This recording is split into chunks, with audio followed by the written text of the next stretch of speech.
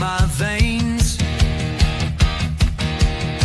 On the pitch where the glory remains,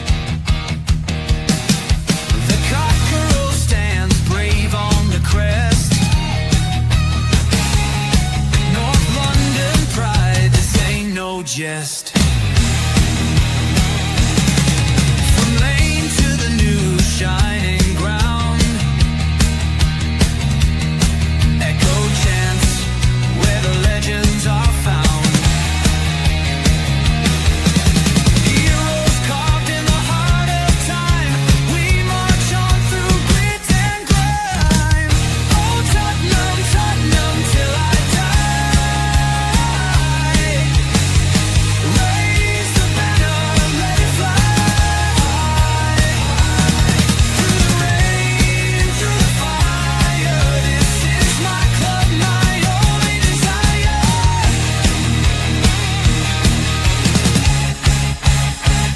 Oh Tottenham, Tottenham till I die.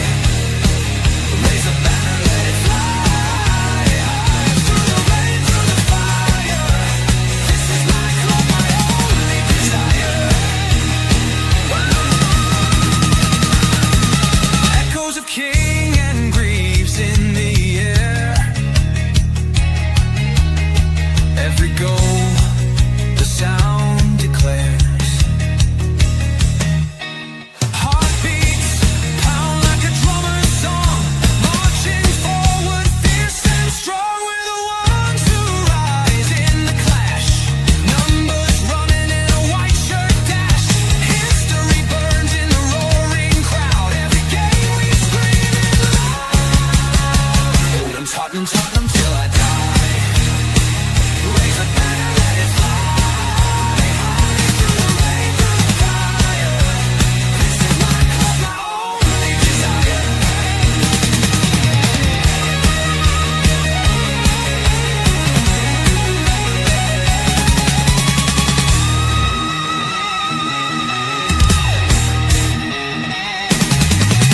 We're the ones who rise in the clash.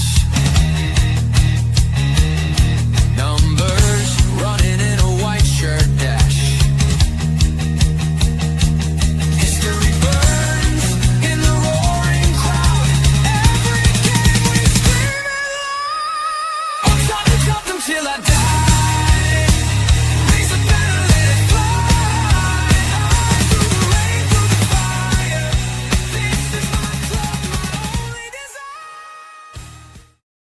Good afternoon, everyone, and welcome to the Spurs Crystal Palace Watchalong. It's 12 versus 16, a vaunted Premier League match, and I'm joined, of course, by James, who is going to be on the color commentary. I want to thank all 227 of you right now tuning in, and of course, the chat room is open as we are underway here from White Hart Lane, and that looks like Kulusevski will head that ball down, and Tottenham will control this possession 27 seconds in as that ball's going to be played down the right side. And here's Wilson Odebear controlling it 1v1. Nice little dump in right here. And it looks like, oh, here we go. Pedro Porro. Yeah, it's going to get deflected on out for a cross.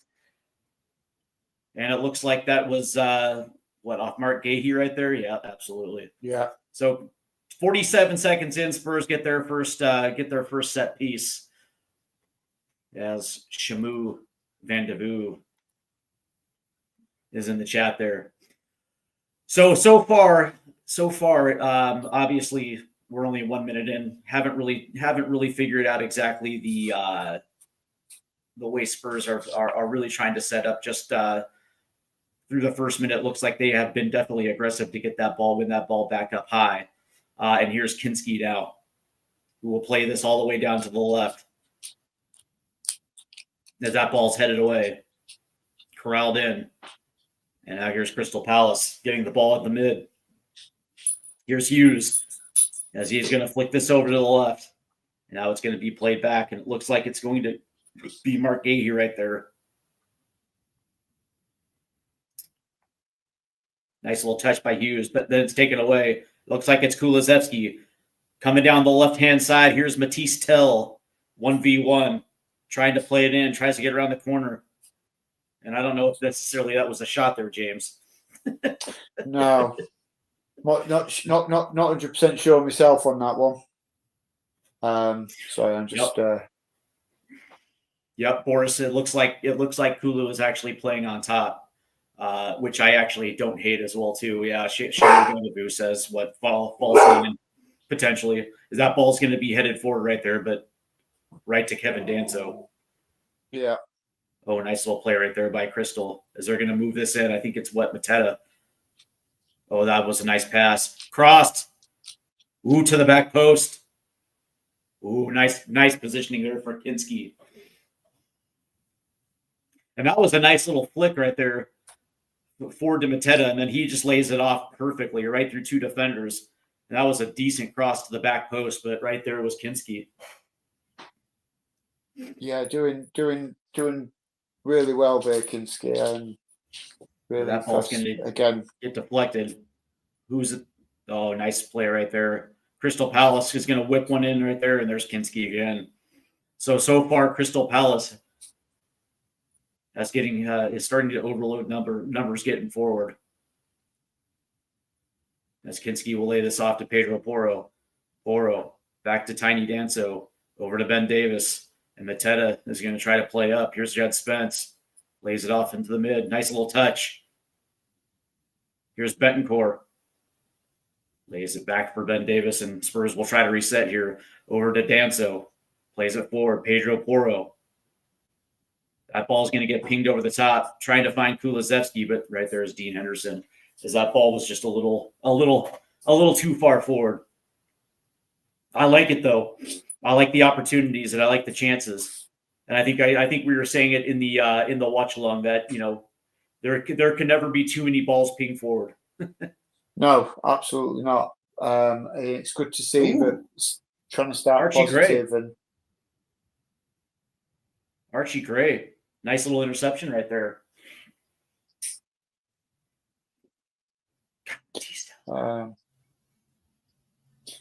What minute are you on, Steve? Just by the way. 4 minutes 23 seconds. Yeah, you're about a minute in front of me. All right, let me know when you get to 4 minutes 30 seconds. Yeah.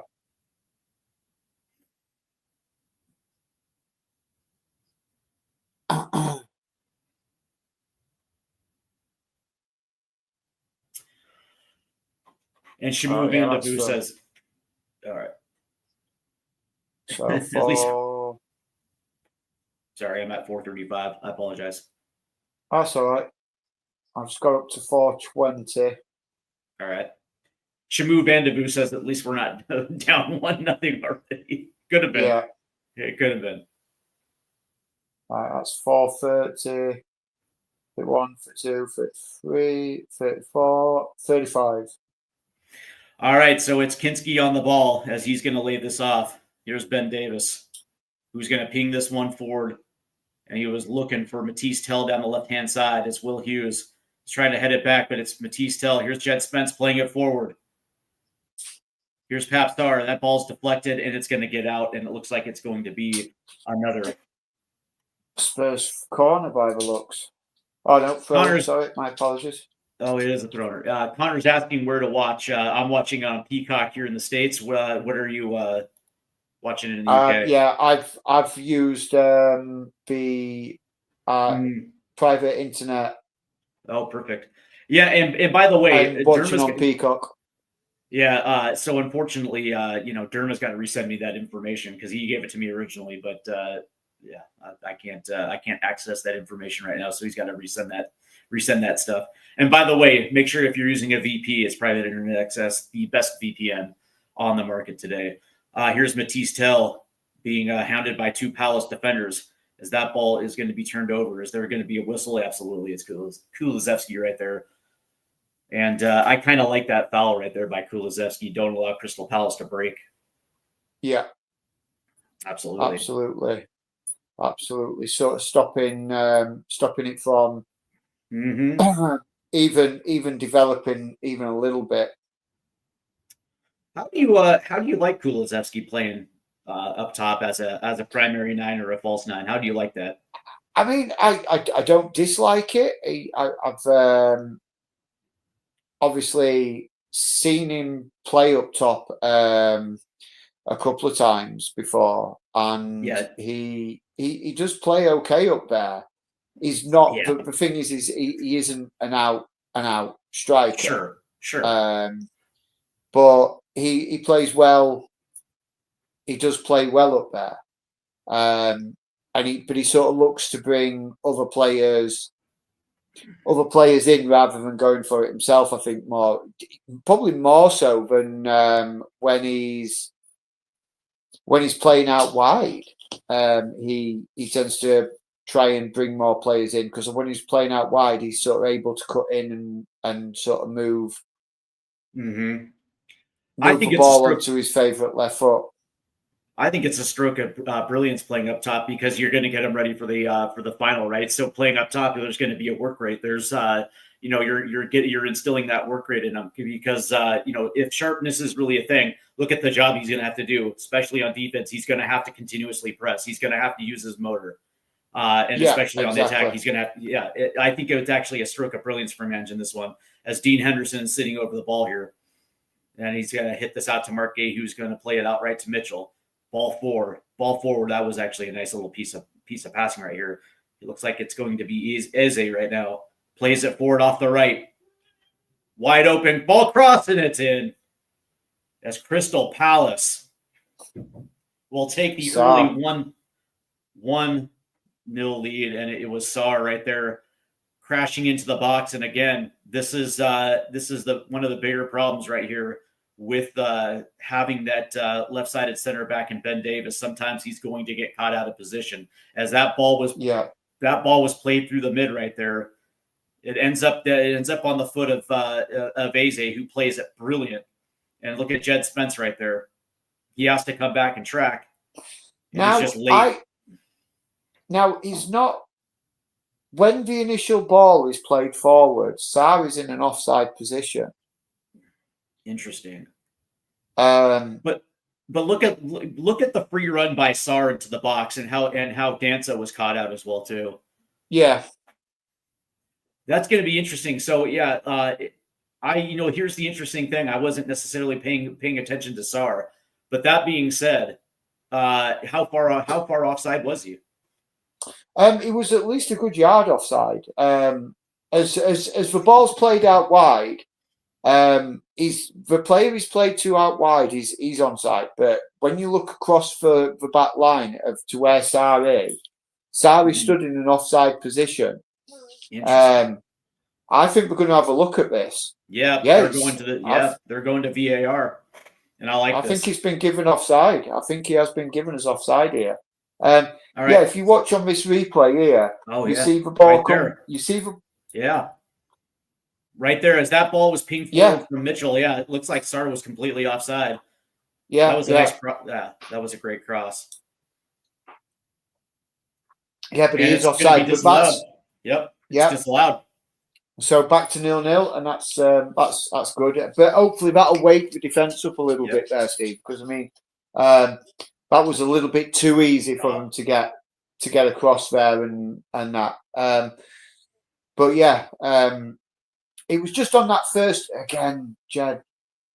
That he's been caught out there on his pocket.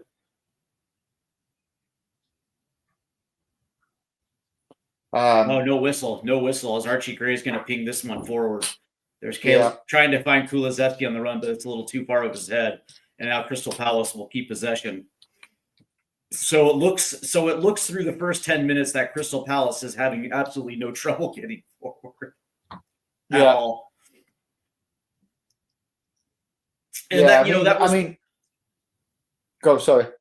I was going to say that was one of my keys to game. If we're going to be seeing in a counterattacking type of playing an counterattacking style, I beg your pardon, then I want to see a rock solid back four with that double pivot playing ahead of it, camping in passing lanes, and not giving Crystal Palace the ability to waltz right through the middle of the pitch. And so far, 10 minutes in, it's been the complete opposite. Yeah. Absolutely. I mean, it's we've got to be better there. in all fairness, we have to be better there. We can't be allowing that for them just to walk through our defence like that.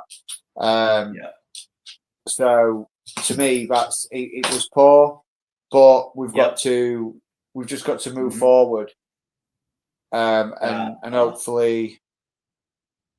And look at Crystal Palace making a run forward, but Kinski stood tall. It was Sarr again. Here's Matisse Tell, essentially being hounded by two Palace defenders. Here's Jed Spence. He's going to lay this back to Ben Davis, who plays it back to Kinski. And Kinski's going to ping this forward. Here's Pedro Porro, who's going to play this all the way forward. He's trying to get Odebear on a free run. And look at Mitchell playing back. Nice defense by Mitchell, but that one's poked away. Here's Kulusevski in the box. Shot. Ooh, and that's deflected. And Kulusevski is down. That was that was nice defense right there, and it looked like it might have been Papsar who freed Kulusevski. Absolutely good defense as Kulusevski turns to move forward. He actually has some room to put one on, but he is put down on the turf after the shot. So now it'll be a Spurs corner. So, man, I here's the thing, right? I like the response after we lose the ball. So we're not afraid to step up and make a challenge, but also credit to Crystal Palace because they're continuously putting two men on the ball as that one is going to be popped up in the box still, and that's going to be headed forward right to Dean Henderson. So Crystal Palace will have the goal kick here. Not a bad corner that time. No. Henderson. Yeah. That's Henderson will play it out left. Here's Mitchell, who's going to play it back to Gahey. Look at that. Look at the pressing right there as they have to put one up. That's going to be headed forward. Who's that? Was there? Here's Chris Richards. He's going to lay that off to Munoz. He's going to lay it back to Chris Richards. Look at the press right there. As Matisse Tell was applying up. Yeah, but that's the issue right there. Is Matisse Tell was doing some good pressing work, but because the others weren't pressing with him, it just then created a bit of space, and they were able to play through the lines. Easy plays this forward. There's a ball into the box. Oh, and they get onto it. Oh, look at Kinski. Makes the initial save, but comes back to corral that ball. As Munoz was there. Credit Easy for putting that ball forward. Yeah. I don't know what happened. I don't know what happened with Kinski there. We just sort of bobbled off him a little bit. Little bit. And look at the pressure right there by Crystal Palace. I think it was the spin of the ball sort of took it away. Is Mateta is going to get whistled right there, so it'll be a Spurs free kick. But so far, it really has been Crystal Palace. The pressure from Crystal Palace. Yeah. That has really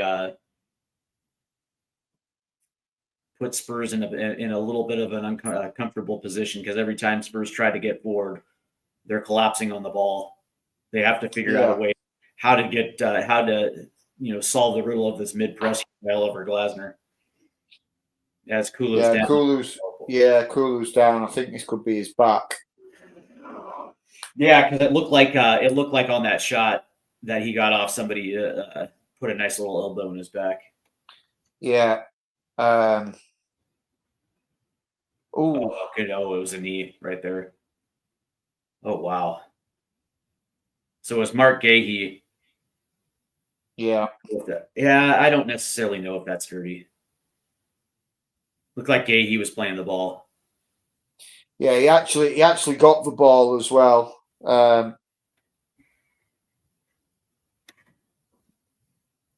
As Boris checks in here, yeah. He says Kulu's down. He wasn't even going to been given a foul. This ref is already effing shite. Give us a second leg of Bodo then. Yeah. He says the ref was far superior than any ref in the Prem. Yeah, maybe. There's Sonny. Yeah, a bit tired, obviously. Bit of a late night partying. Yeah, it's that London nightlife. Yeah. It looks like Kulu's up, walking it off. Looks like he's going to be all right. The question, Yeah. the question is what is Ange going to have a quick hook, make sure that Kulu stays healthy? I doubt it. Yeah, I think he'll just have a little look, see what he's. I mean, interestingly, that Sonny's not out there warming up with the other subs, so he does not look comfortable on that. He does not look comfortable on that knee. No, sure doesn't. Because that ball's going to get played forward. Yeah, no, that's actually very disconcerting. I would probably assume, Ange being the way that he is, he's probably going to take Kulusevski out of this one. Yeah. There's Mikey Moore warming up. Yeah, Mike. Oh, Mike looks like Mikey Moore might be coming on. Good. Looks like Mikey Moore's being called back. And I think we're going to see Mikey. Yeah, I think Mikey will go on the left and he'll push Tell up front. Yep. That's a little bit concerning though about. I'm hoping he's feeling a bit tender and a bit sore, and he's they're just going to take him off as a precaution. I mean, he has just come back onto the pitch, but he's not moving freely at all, and he keeps bending over to grab that knee. Yeah. Hopefully it's nothing serious, no ligament damage. And this is you're absolutely right. And there's Kulu dropping right down to the turf. Yeah, he's just sat back down. I think he's got to go. I'm hoping it's not ligament or like you say, or tendon damage. That's disappointing. That's not even 20 minutes in, Kulu comes off with a potential knee injury. And again, hopefully this is just a precaution. It looks like he's walking fine. But here comes Mikey Moore. Maybe a little earlier than we expected. But that being said, this is actually smart by Ange Postecoglou. Don't take any risk. Yeah. It's just like to move straight down the tunnel, which isn't a good sign. No, I agree. It's not. But that could be just that could be precaution, getting a quick X-ray to make sure nothing's broken. You know what I mean? Getting a quick scan. Because the medical facilities at that stadium is phenomenal. So exactly.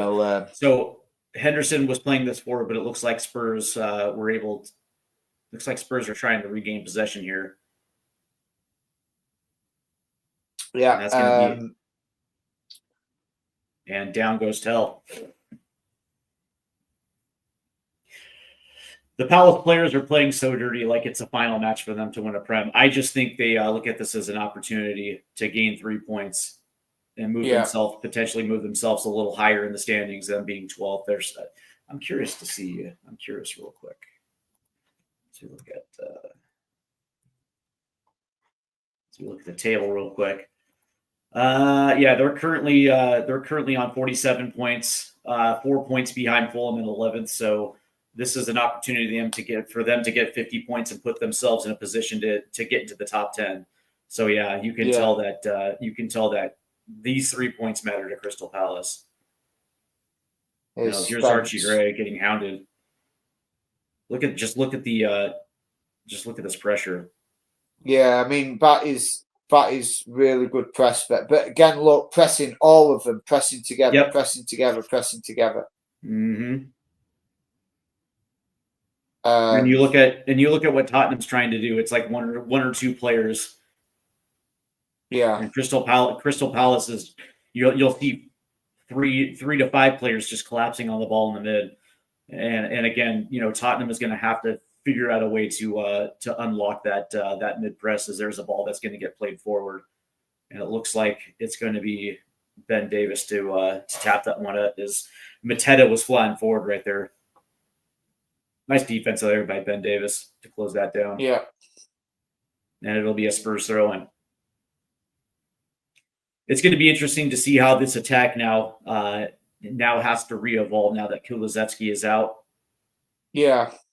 Yeah, I mean it's it's concerning. I'm hoping that it's nothing serious and it is just he felt it and he's said, look, this doesn't feel right. I'm not risking it. I don't want to play on.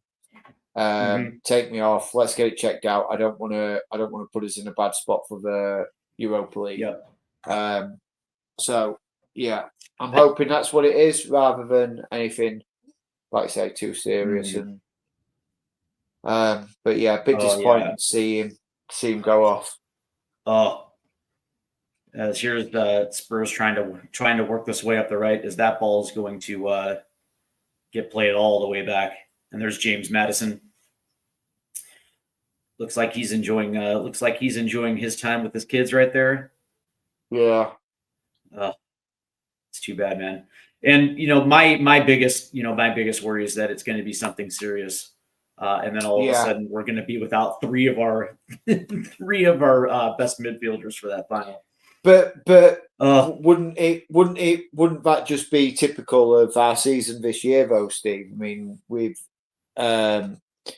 it's just Oh, and who's that down now? That's it's Matisse Tell. He's down. Tell again? Yeah, he's down. As it looks like Sarr came in and just threw a shoulder at him. No, it was it was Hughes right there. Okay. Oh, okay. There's just no need for that. There's just no need for it. Came in with a rough challenge. Like it looks like it was foot on ankle. Yeah. Yeah, listen, man. Crystal Palace is doing a good job pressing, but some of these tackles have been just a little much, right? So if Matisse Tell comes off, it's like, good Lord, man.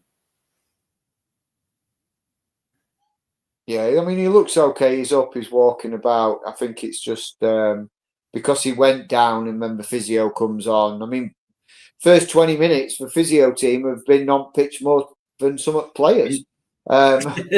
Here's Eze. Out to the right, that ball's headed up, and there's Kinski. Nice heads-up play by Anton and Kinski as Eberici Eze was looks like he was looking for Munoz up the right-hand side. That guy's been busy. Yeah. Munoz is like, and that's dude, that's the crazy thing. It's like they're just allowing free shots up the right side. Here it is again. Here's Munoz. Ball in. That's going to be that can't be corralled by Pedro Porras if you're going to get out for a corner. I'm not liking these first 25 minutes, James. It looks like Crystal Palace is able to get forward with ease. Yeah, and we seem to not have any kind of answers for it. That's what's the more concerning. Yeah, I agree, Chamu. Where is his midfield? We are being overrun. Is that because they're not used to playing together, or it's they're all a little bit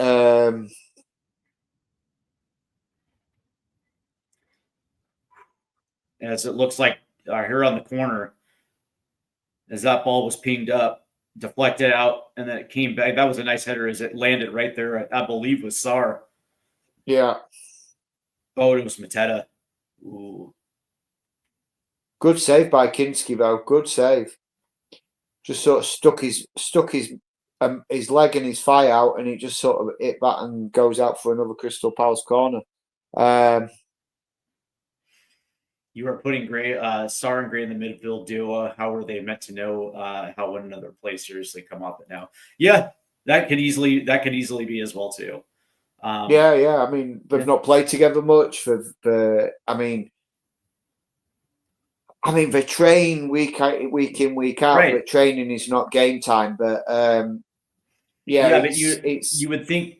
I was going to say, like, you would think that maybe this lineup was already thought of a couple days prior. So a lot of these guys will at least have a day or two to train together. But you're absolutely right, though, right? Training isn't necessarily the same as having that game speed. Yeah, and knowing how each each other are going to react to the players that are coming that you're facing as well. I mean, again, just Palace, just pressure. It's just endless at the moment. Right. As that ball is going to be played back to Pedro Porro. Here's Danso. The Spurs are going to have to reset here. Let's see how they're going to play this forward. Here's Ben Davis, and he lays it off for Danso, who's going to play it up to Pedro Porro. And there's just nothing forward. Here's Betancourt. Yeah, there's we just seem a little bit flat and a bit still and a bit no movement off the ball. 100%. And Palace are just, we're playing backwards and Palace are just pushing onto us and not giving us a minute on the ball. And we just need to find a way around that press at the moment. It's become a little bit one-sided at the moment. Well, that's the DNA, right? That's what teams look to do against Spurs, right? If you press them, if you constantly press them, there's a good chance that you're going to be able to make them fold. And absolutely. So far through the first 27 minutes, it's literally been a constant press for Crystal Palace. Yeah, I mean, luckily that goal was disallowed, and we managed to. Oh, and that ball is going to be intercepted right here, playing off of Betancourt, moving forward. Looks like it's Munoz. That ball is going to, is that Munoz again? Yep, just running free up the right side. And I want to see this. Did this hit off the crossbar? Yeah, it looks like it comes off the bar. And it was Mateta that was running forward. Acres of space, and he lays it off, and there's Munoz. Oh, yeah, hits off the crossbar. Ooh. They're going to have to they're going to have to figure this out because Munoz has acres of space to operate up that right-hand side. So my question is where's Jed Spence? Yeah, I don't know. He seems to be going missing. He's like more concentrating on going forward than his defensive duties. And that's not good. We need him to sit back a little bit more and just help Davis and Danso out here. Porro's sitting deeper because he's seen the danger. But I see again, it's just a wasteful ball forward. Well, yeah, but look at Mikey Moore trying to press. He did a really great job. Here's yeah, absolutely. Oh, that's going to lay it off. Here's Mateta. And that ball's going to be, it was. Oh, boy, here we go. Plays it over. Oh, he should have taken a shot right there. Oh, and it looked like Munoz was all alone 1v1 versus Kinski. Instead of taking a shot, he played it forward to Mateta, but that ball was way too forward, and Tottenham dodged another bullet right here. Yeah. He was all alone. I'm just asking for calm there, and again, where's Jed Spence? Yeah, I think that was the fifth time that Munoz has been able to walk in absolutely unmarked. Yeah, absolutely. And if Jed does not start tracking his man, you see that really bugs me. That Archie Gray's gone up for a 50-50 ball there. He's headed the ball. Archie's won it, and the ref gives a free kick. All those tackles, were 50-50 balls that took Kulusevski out the game. Damn near headed Matisse Tell's head, and there's been a few challenges, but nothing gets given. But a good winning header, a good defensive header by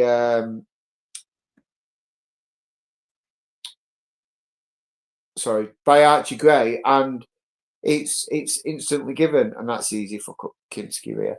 Yeah. I'll tell you what I did like there as well is as they were setting up for that free kick, and the players were sort of like, what is this? Why is that right side wide open all the time? How Well, are they? look at where Jed Spence is there. He's 30 yards away from the 18-yard box. And all they do, and that's the thing, is all Palace has to Look, do. look at where Spence is there. He's out picture. They lose the ball, and he's not even busting a gut to get back. Oh yeah, He's just trotting back. I mean, that's good cover by Ben Davis there. Yeah. What I was going to say as well is what I was quite happy with as well is you look at as we were lining up to defend that free kick.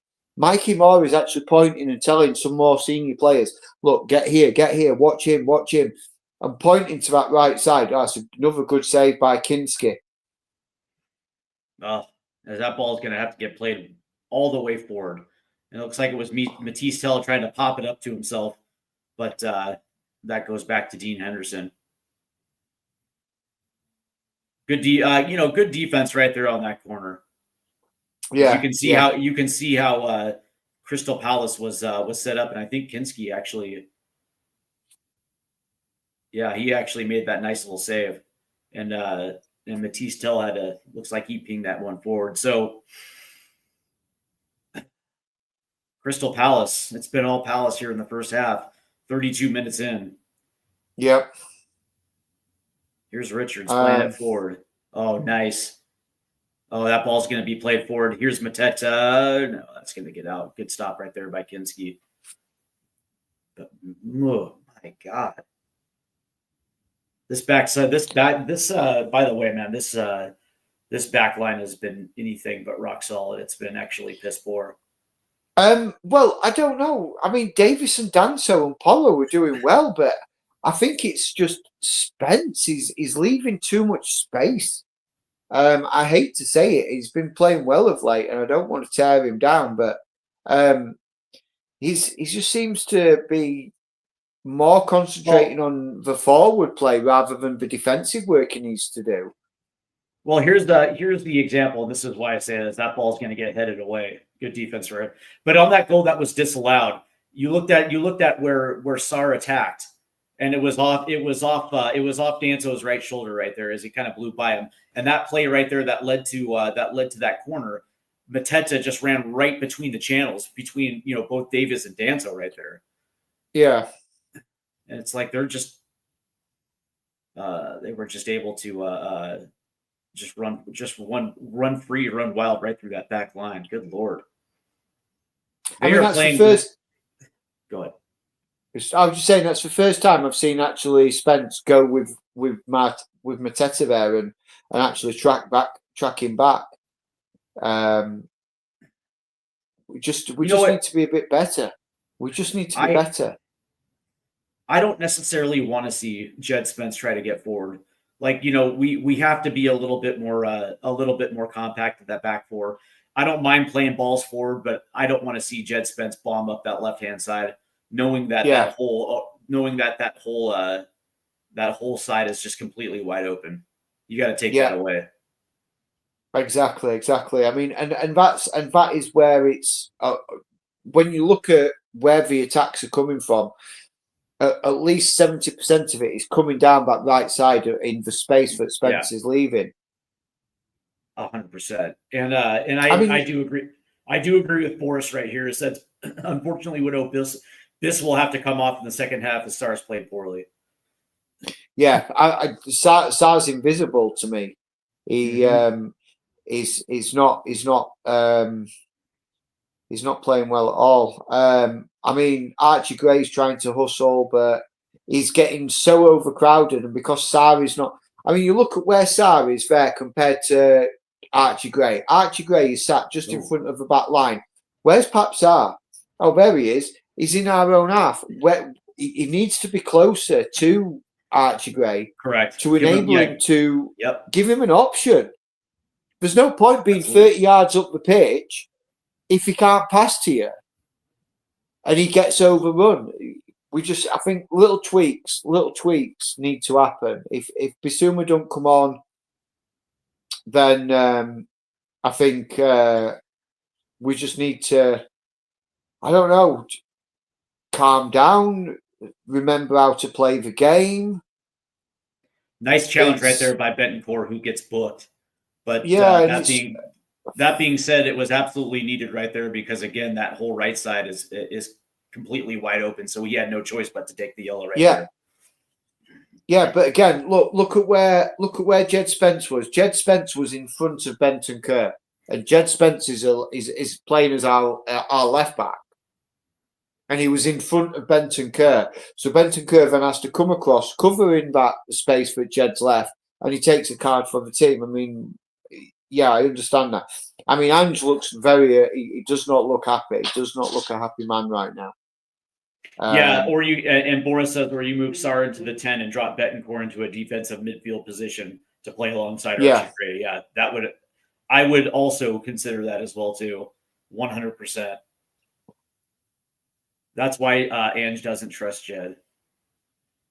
I don't know because Jed Spence has had himself a revelation of a season. Nice defense right there by Matisse Tell right there. Yeah, But I mean that's our striker. They have to come back to cover that side. What's interesting is I don't want to take anything away from Jed Spence. He's had himself a hell of a season, and at one point he was one of our best players on the pitch for long stretches of time. But that being said, this has been an unbelievable. It's been just a piss poor display. Yeah. I mean, I'll be honest with you. We're lucky this game is 0-0. Oh, without a doubt. Given at how this has been started, this is we're very lucky that it's 0-0. I mean, bearing some good saves from Kinski and VAR, we could be 2 or 3 down here. Yeah, had that goal stood, 100, I 100% agree with you. It would have gave them so much momentum. But let me ask you a question: are we playing a hybrid version of Ange Ball? Because we're certainly not playing the way that we did in that second game against Bodo, where we were actively giving the ball and just playing defense. This looks to be a little bit something different, where where Jed Spence is more actively trying to be an attacker. Yeah, I think a hybrid version is probably the best way of putting it. But it's we need to Archie. That was just terrible. Yeah. If I'm Ange Postecoglou at halftime as we're getting close to the 40th minute, there's an interception right there. Here's Pedro Porro up the right hand side, and that's going to get tapped out. And is that going to be a Spurs throw in, or is it going to go back to Crystal? Yeah, it looks like it's going back to Crystal. I would literally make a tactical change here for the second half. Potentially bring on some, potentially bring on Udogi, and just, I don't know, play behind the ball. Is Udogi on the bench? That's a good question. Let me check. No, he's actually not. He's actually not. Never mind. I thought I saw his name. Guess not. I think probably the way I would probably change it up is I would probably maybe bring Bissouma on. I'd probably bring Mickey van der Ven on. To just sort of stabilise that back line a little bit, give us that bit of thingy, and I would probably put a rocket up. I'd probably put a rocket up Jed Spence at half time to sort of say that he needs to stop. And also, stop pushing. Have you ever? Oh, okay, yeah, you're absolutely right. Have you ever? Let me ask you a question real quick. To your point about Jed Spence, do you think that he's far more comfortable playing with Mikey van de Ven as that left center back, knowing that he can get forward because of van de Ven's pace, that he's able to kind of eat up some of that space that allows him to get back? Yeah, versus Ben Davis, absolutely. Versus Ben Davis, who doesn't. Oh, that's good hustle by Matisse Tell, and that's going to be given as a free kick to Crystal Palace. Absolutely, Of course it is, ref. I don't Yeah, know. I just think I think Jed Spence probably trusts Mikey Van de Ven far more than Ben Davis. yeah. Nice hustle by Betancourt. But if he trusts Mickey Van de Ven before more than Ben Davis, see again, there's Benton Kerr tracking back, and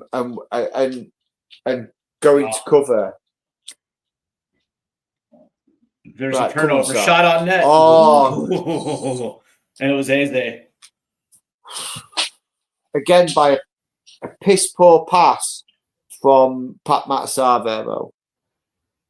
As that ball gets deflected up, and I thought it was Matisse Tell that was trying to run forward. And then that he tries to pass it, ball goes up and just right down to Eze, who just walks in. Good deflection right there by Kevin Danso. Yeah. No, that was Sava. It was. Oh, was it? Okay. Yeah. Sar trying to bring the ball forward, and only reason why I know is because I know Sar's got bright yellow boots on. He does have bright yellow boots, doesn't he? Yeah, I agree, Chamu. A goal for Palace is coming. Looks like we could play all week against Palace and not score. We just don't look very organised at the moment. No. The midfield is being exposed time and time again. The defence is all over the place. And there's the goal. Is that going to be disallowed? Is that ball off the set piece goes in? I think it is. Yeah, it is. It's disallowed. Yeah. Look at that. Yep. 100%. The fact that Betancourt, who's playing as our 10, is having to track all the way back, but our left back just is sitting there looking at fairies. That's yeah. Yeah. Oh, okay. Yeah. Is it handball? Have they given it for handball? All right. So that ball goes over. Oh, yeah, it does. So it looks like that might have been what Munoz, and the ball deflects off of Gahey's arm. Yeah. Yeah, that's going to be disallowed. Yeah, and also, I think because it's hitting the other player and that's taking it, although it's going into the net anyway, and I think it would have gone in if it had not hit that other Crystal Palace player. He was in an offside position as well. So if it weren't for handball, I would have said, well, you want to be checking for offside there because it's hit him it's hit him in an offside position, and it's adversely affected the flight of the ball. It's just not good enough at the moment. It's really not good enough. No, not at all. As a matter, you were spot on when you said that we're so disorganized that it's actually having an effect on our numbers getting forward, because we're not, everybody's out of position to the point where they can't get the ball turned and then move upfield. And here's Crystal Palace in the box, plays it over, and there's the goal. Yeah, and I was going to say, if Spurs can get to the half 0-0, they're absolutely lucky. But that being said, and then Boris, why the F is Betancourt always the one tracking back in this? In this, it's effing embarrassing. No, 100%. Yeah, absolutely. I agree with what JJ's saying. Spence is murdering us. He really is. He's leaving so much space. Is that offside? Is that offside? Is the play developed? And it was yes, Munoz he is. Coming. Oh, I think that's coming back again.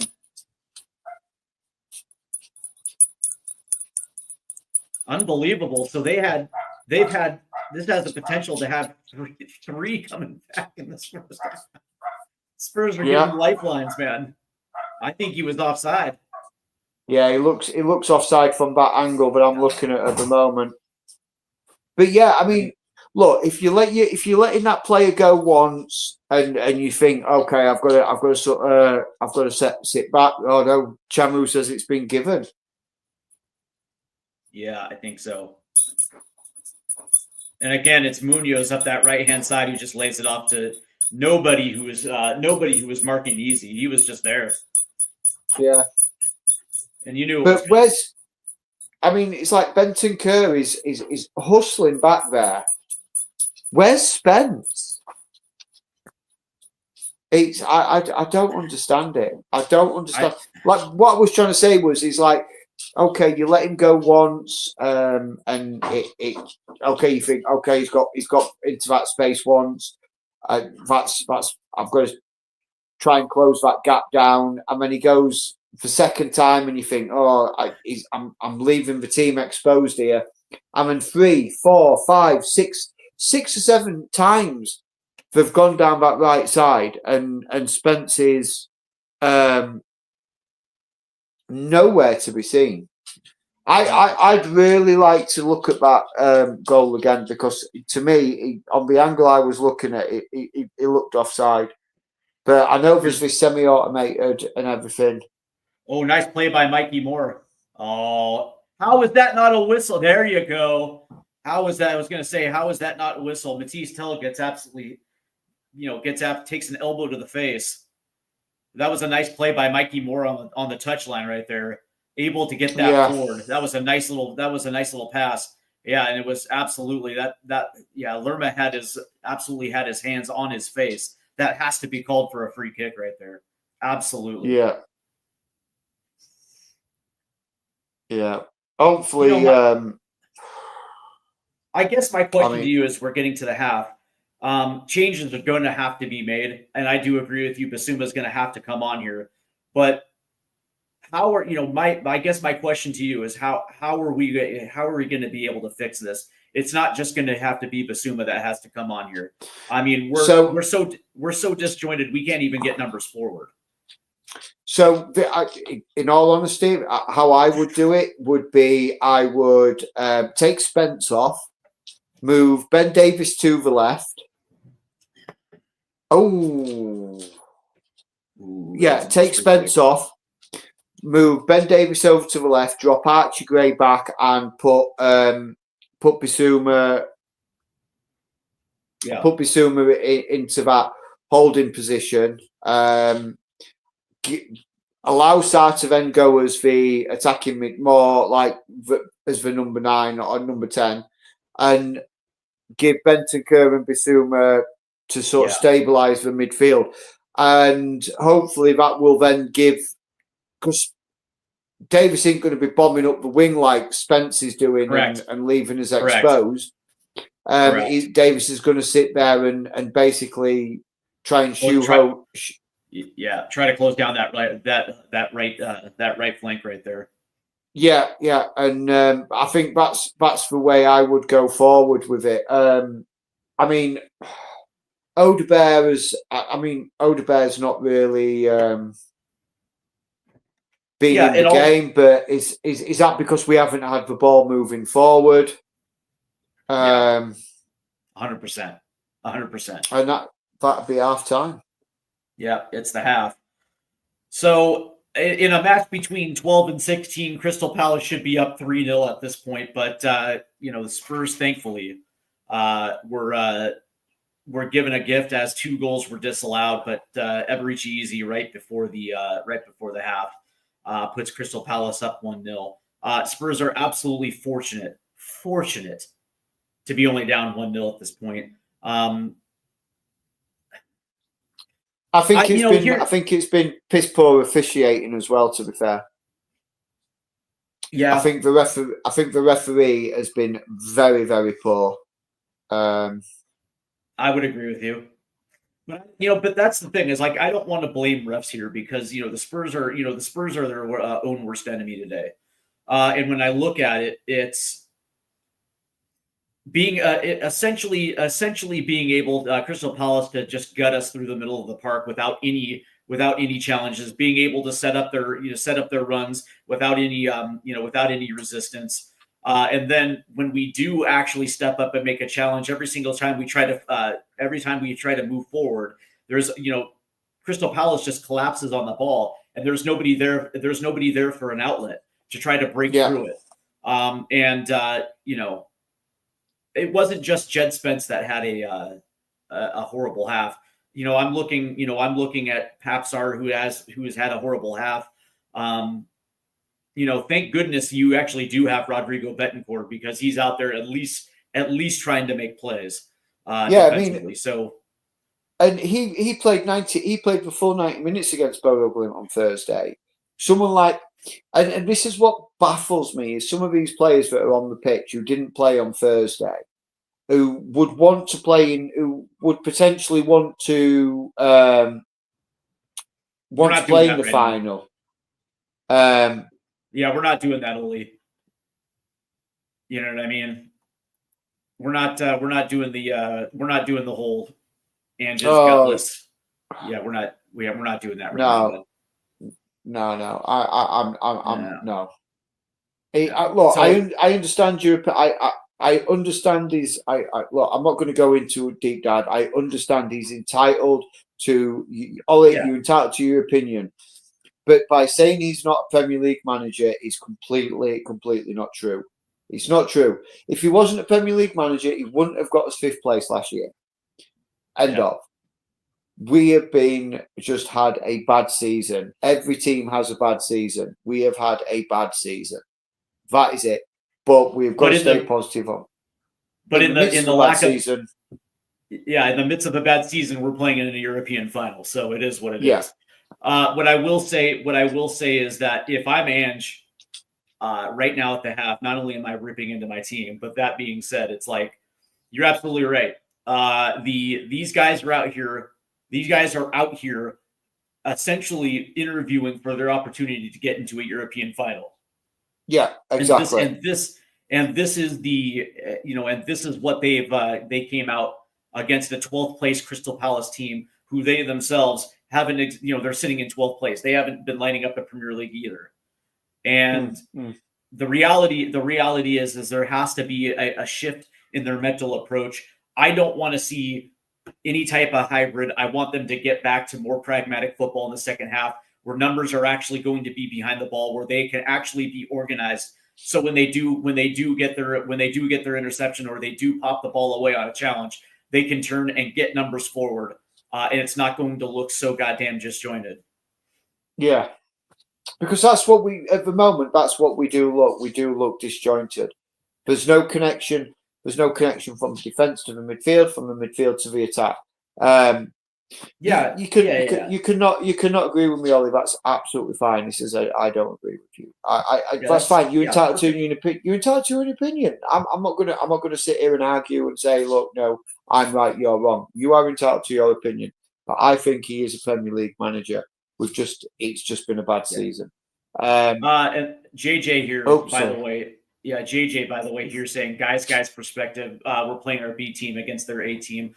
No, 100%. But by the way, I still think there's enough quality out there where we can actually give them somewhat of a match.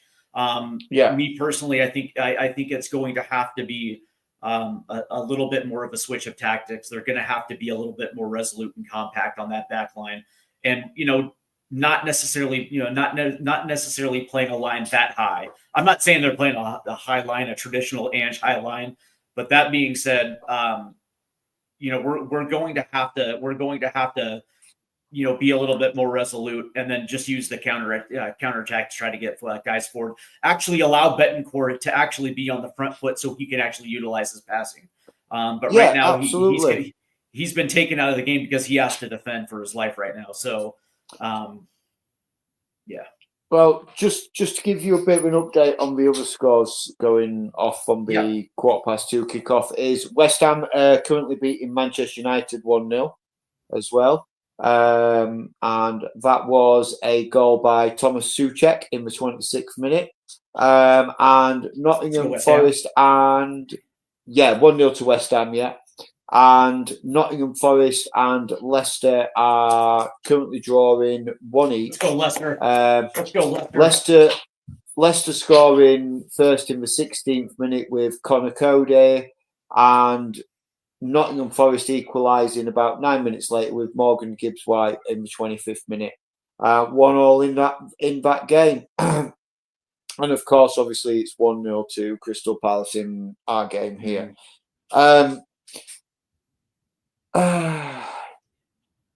Europa League has not the Premier League quality. But I'm not going to carry on. Yeah, my whole thing is like if Spurs actually were committed with their first team, this probably would be playing a lot different. But I digress. Let's see. It's not the Magic season. Don will not keep him in charge. Maybe we'll find out, man. A lot of this depends on that final. And just a reminder, Dejan Kulusevski went out in the first half. What looked like a knee injury. Looks like he was taken back for scans. Hopefully, we will find out really quickly the extent of his injury. Hopefully, it's something that maybe he sits out and rests, but also it's not serious enough where he can still train. But that being said, Dejan Kulusevski he's going to have to he has to play in that final. 100%. He's got to play in that final. Yeah. I'm just I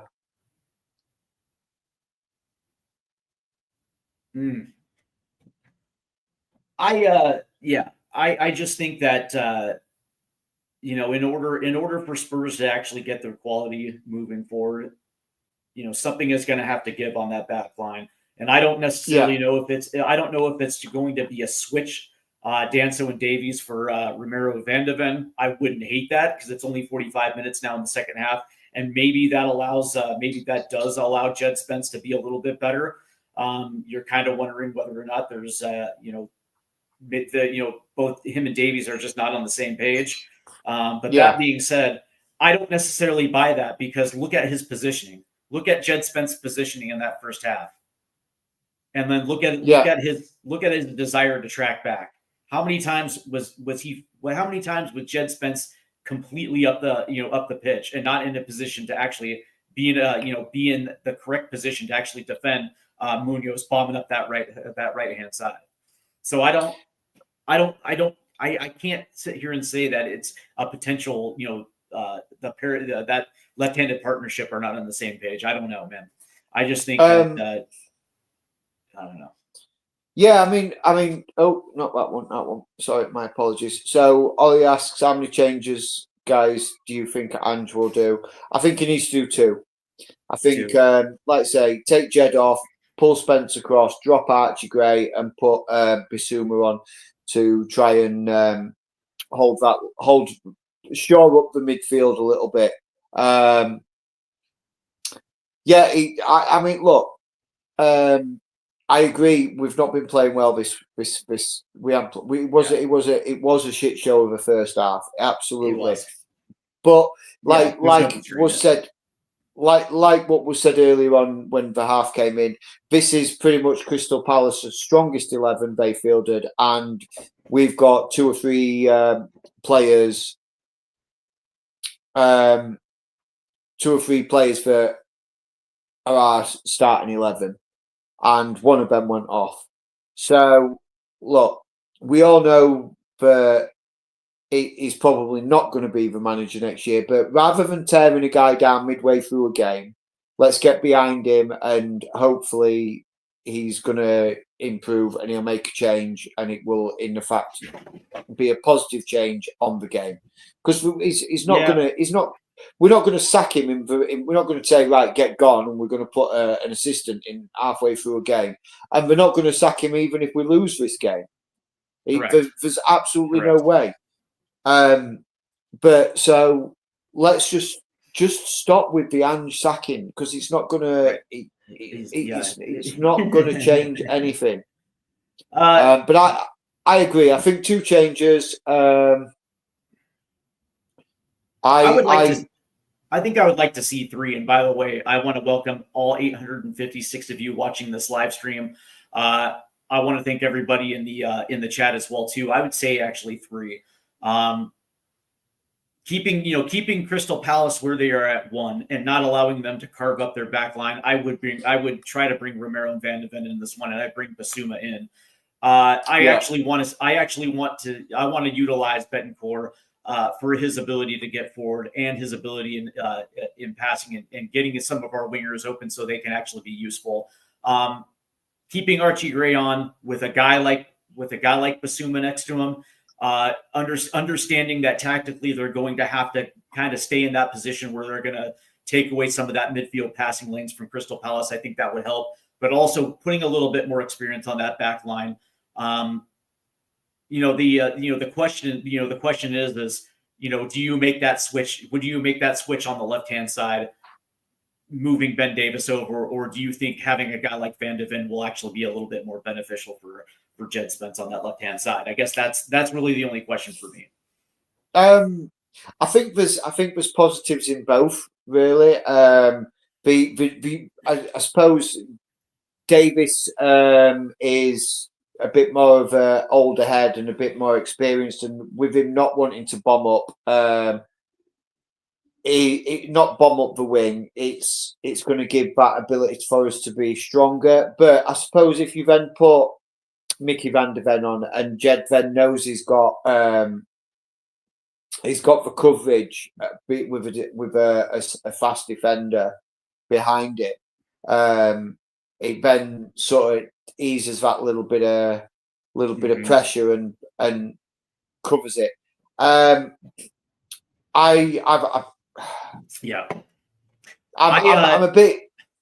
a bit sort of despondent, really, with the first half and 100% how we've played.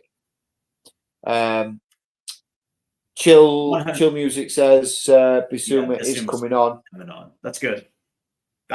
It's a start. But who's he coming on for? What, probably Sarr?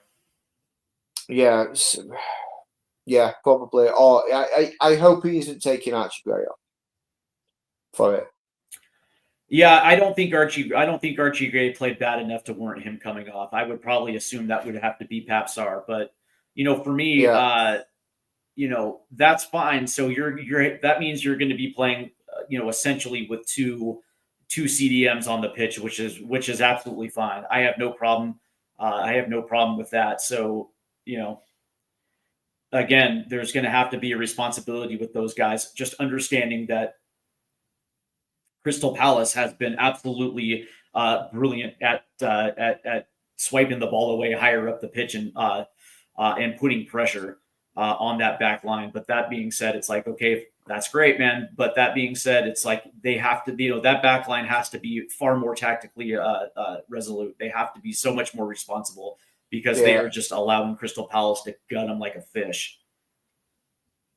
Yeah, I'm just watching Spurs players come out here. It looks like it could be Pap Sarr that is coming off because he's the only one I haven't really seen come out.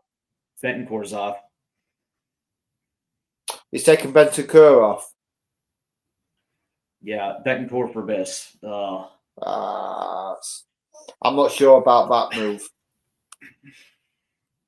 I'm not sure about that. Bentancur was probably our best player in that half. I understand Bentancur is probably knackered because you probably for midweek. Because of a midweek, and he left a lot out there on Thursday, but Bentancur's on a yellow too. That makes sense. So I'm with Boris. I understand for fitness, but I still disagree with it. But I also understand Bentancur is on a yellow too. Yeah. So I mean, I get it. And we're off here. And this game will get played all the way to Pedro Porro off the right-hand side. That's a nice little ball forward. Nice little flick. Here comes... and that was Wilson Odobert who tried to play it in. That gets deflected out for a Spurs throw-in. So, all right. Second half underway. Exactly. Well, in the context of what this match was about, understanding that most of the first team players had been, essentially played 180 minutes over the course of 2 legs. And that weekend match against West Ham. So I can understand the formation and the players that were playing versus what Crystal Palace has not been playing. They have not been necessarily playing the European matches. So they actually have no problem playing their first team. So I totally understand it. But that being said, you still want to see heart. You want to see hustle.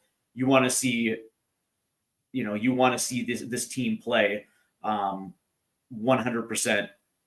As far as aggression, being in the faces, making challenges, things like that. And I guess for me, the disappointment of that first half was the fact that we didn't see any of that at all. Yeah, yeah. So Tequila, yeah, your maths is correct. It would be our 20th loss of the season. It would be our worst ever season in the Premier League. Yeah, for sure, JJ. I agree with that. I agree with what JJ. this one here, this game is about turning up. Yeah, absolutely. Yeah. I mean, yeah. I agree with JJ as well. It is. It's about turning up. Yeah. But you still, though, the think? players that are on the field, have a responsibility to play hard. You know what I mean? Absolutely. Absolutely. Ooh, nice tap away. Here we go. Here's Basuma. Plays it forward. Here's Pedro Porro. Plays it out right. Here's Odebear. That one's deflected. Pedro Porro, that ball gets deflected. And here comes Crystal Palace as they're going to try to break forward. Nice ball forward off the right-hand side. Cuts in. Plays it. Oh, that's a beautiful goal. And there's Eze again. Eze was unmarked again. Oh. On the break, getting numbers forward. And that was a great run forward.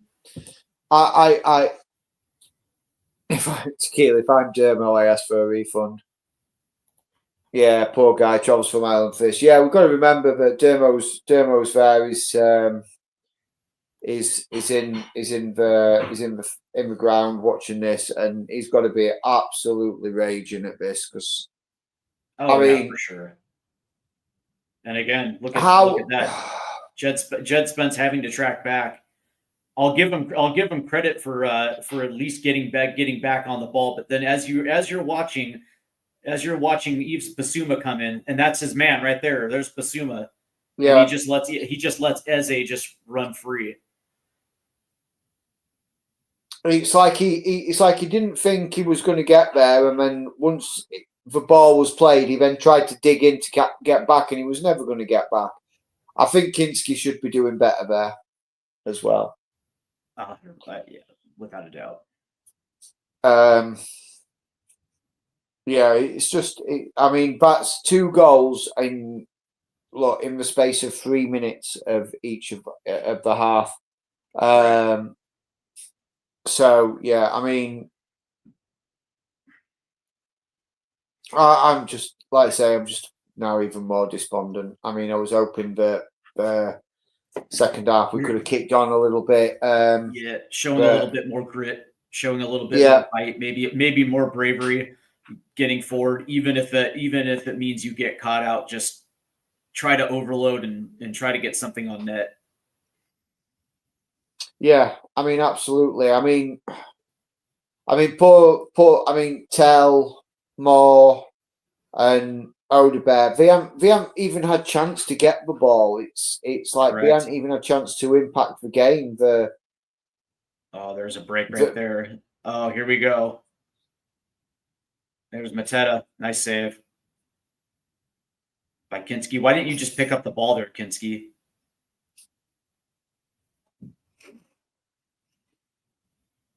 It's these type of games with the B team that it always makes me think that maybe our squad rotation just isn't good enough. But I still want to believe that this team had enough quality. But that being said, it's like, good Lord, man, they just from the opening whistle, they've just been absolutely just ran over. Yeah, and it's like Crystal Palace have turned up. Oliver Glasner's turned up at Tottenham Hotspur Stadium and he said, "These guys are going to be buzzing because they're in a European final, and let's crash their party." And I agree. I agree with JJ up here, where it says "stupid leather too tight to buy Eze in the summer." I completely agree. And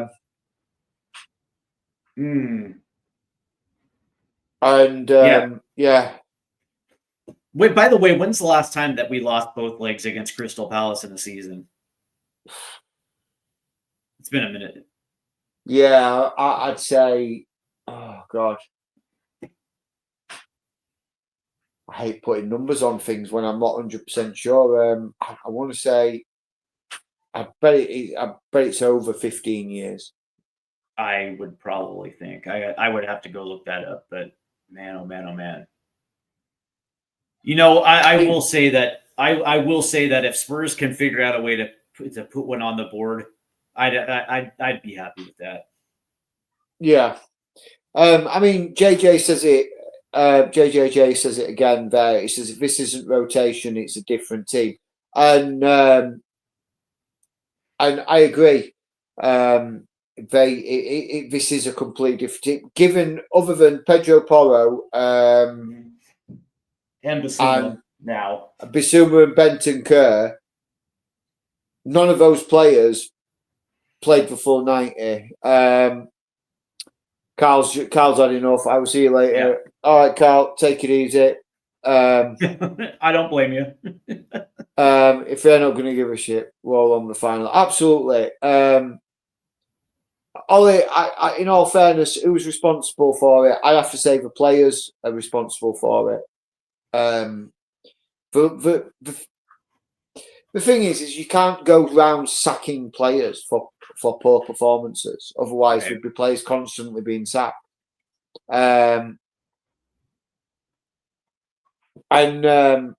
Peter says it. See, Palace have a major final next weekend, and they don't give up. How on earth is it, except for a rich club like Spurs, not to have adequate squad to cope with domestic and European games? What I mean, look, I agree, Peter. We should have an adequate squad depth, and we should have the ability to be able to compete on 2-3 fronts in league, cups, Europe, and domestic cups.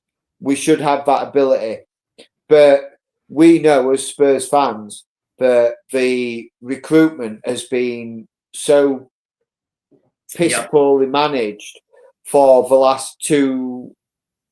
Well, let's put it right. The transfers have been so piss poorly managed since Paratici was given his transfer ban, given his World Football ban. When he was given his World Football ban, Spurs took a step backwards, in my opinion. Everybody said that Johan Lang, look what he did at Aston Villa, look what he did at Aston Villa. What did he do at Aston Villa? Aston Villa have done better since Johan Lang left than they did while he was there. He got sacked because he just wasn't good enough. He was out of his depth at Aston Villa, and you see what Villa's done since he's left, and look at where we're at. There's a ball in. Ooh, nice little ball in there by Odegaard. But you know the funny thing is, and it looks like I believe Romero and Son might be coming on, which I'm happy to see Sonny get some minutes. But the crazy thing is, like when this season started, after that summer transfer window, I looked at myself and said, if things broke right, and we were able to withstand and not necessarily have the injuries, that's a ball across. Ooh, and he got at the end of it. That was Pap Sarr. Good ball in right there. I believe it was Pedro Porro who put one on. Yeah. And Pap Sarr got on the end of it. Just a little. Oh, he just missed it. Yeah, he should be doing better from there. He's unmarked. He's on his own. Unmarked. 3-header. He should be doing better. He should be putting that on target. Should be at least testing the goalkeeper from there. Because I said that if things broke right and they could withstand multiple injuries, they did have a starting 11 that would have finished far higher than where we are. I actually had them anywhere between 6th and 8th.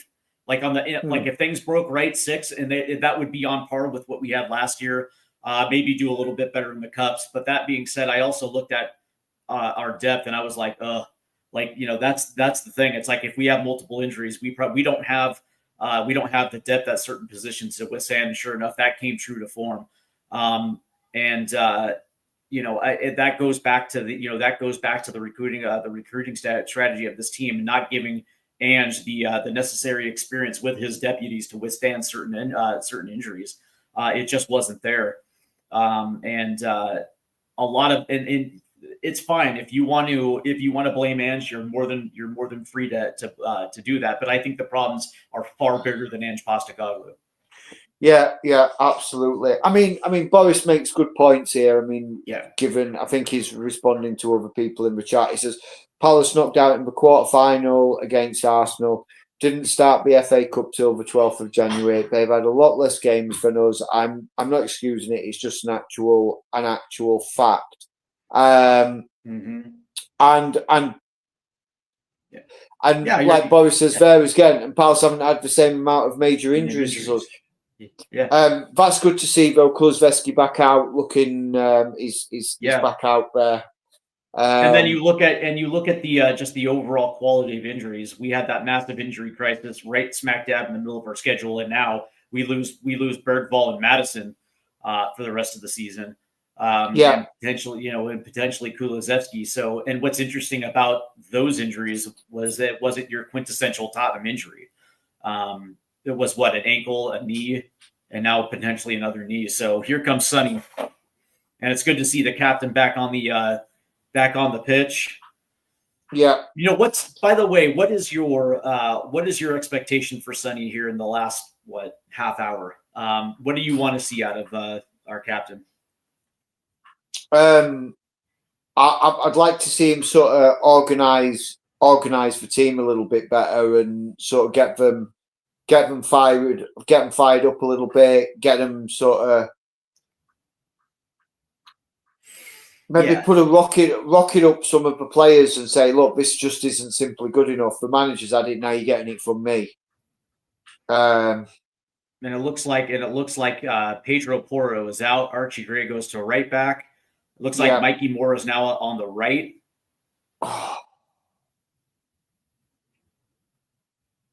Yeah, Mikey Moore gone out right. Looks like Tell's gone out to the left. And Sonny's playing up the middle.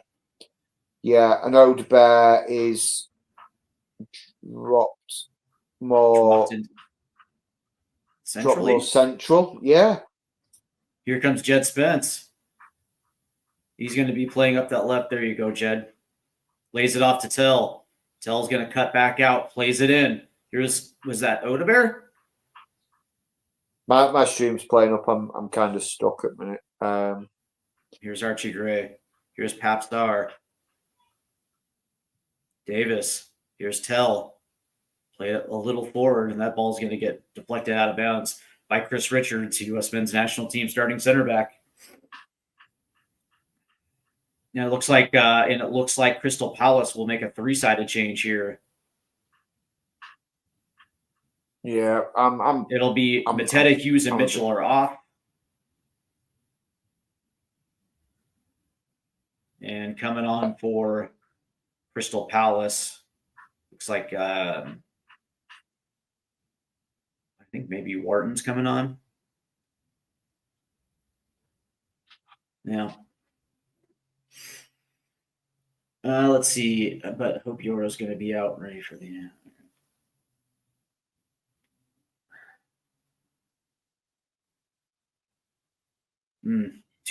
West Ham is beating them 2-0. Let's go West Ham. Yeah. Looks like Lenny Yoro is out. Yeah, it looks like Lenny Yoro's picked up a bit of an injury. Guys, look, keep it friendly in the chat. Look, we're all Spurs fans here. We don't need to be cussing people out or anything like that. You're entitled to an opinion. Just make it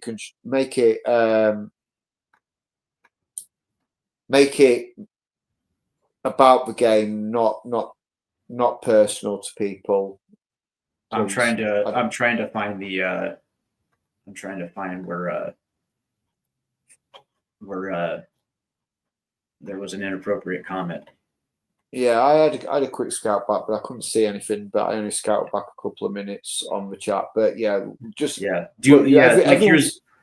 Yeah, like listen, man, we all have opinions, dude. Opinions are like assholes. Everyone's got one. And you're definitely entitled to voice your opinion. We actually want that. But that being said, there is no spur on spur crime in this chat. Period. Thank you, Tequila. We're just not going to have that kind of behavior. There's no need for it. Yes, it's a frustrating game, totally understandable. But that being said, it's like, you know what, we're not here to do that. So what's the point in tearing chunks out of each other? That's what I'm saying. There's no point. Yeah, exactly. There's no point tearing chunks out of Ooh. each other because we're all Spurs fans. And Look at the hustle by Archie Gray and Mikey Moore. Ooh. Yeah. And again, two of the youngest players on the pitch, and they're hustling the most. Nice little play in there by nice layoff right there. Ooh, and they tried to do that give and go, and it looked like between Matisse Tell and Sonny right there. And all of a sudden, there is a little bit more creativity with this attack.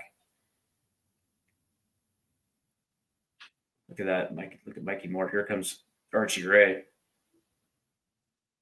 Oh, nice effort by Archie Gray.